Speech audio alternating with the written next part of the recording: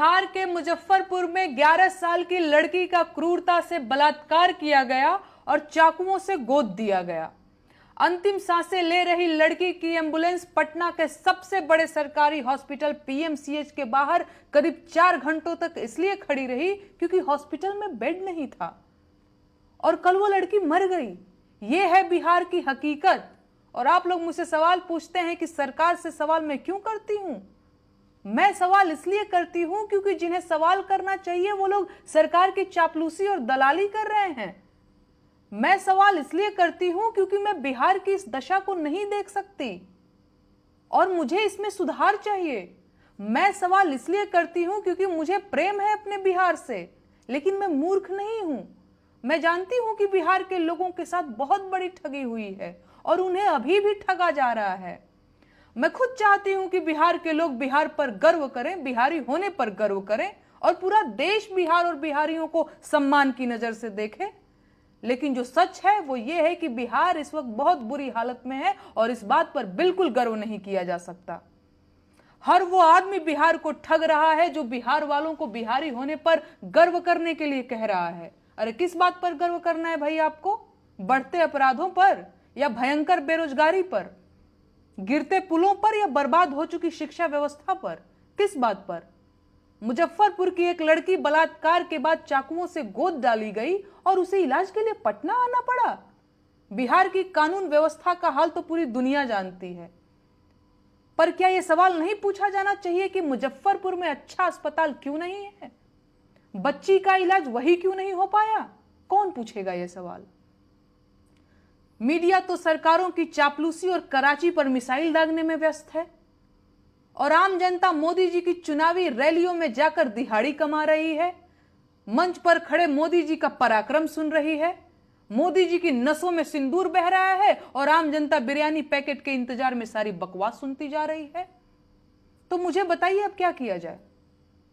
सवाल पूछना छोड़ दिया जाए? सत्ता में बैठे लोग तो यही चाहते हैं, इसीलिए तो एक सवाल पूछने पर एफआईआर करवाते हैं, इसीलिए तो मुझे गालियां देते हैं क्योंकि उनके पास मेरे सवालों का कोई जवाब नहीं है। इसीलिए तो वो सवाल पूछने वाली सारी आवाजों को लालच देकर और डर दिखाकर बंद कराना चाहते हैं।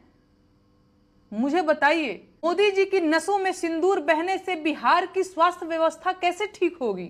क्या मोदी जी की नसों का सिंदूर उस बेटी की जान वापस ला सकता है जिसको बलात्कार करके मार दिया गया? उस बेटी की मौत की जिम्मेदारी सरकार के मत्थे क्यों नहीं मढ़ी जानी चाहिए?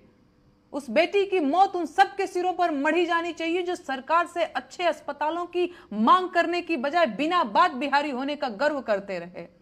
और वो सारे कलाकार, लेखक और नेता भी इस पाप में भागीदार हैं जिन्होंने सरकार की चापलूसी की और बिहार वासियों को ठगने में सरकार की मदद की।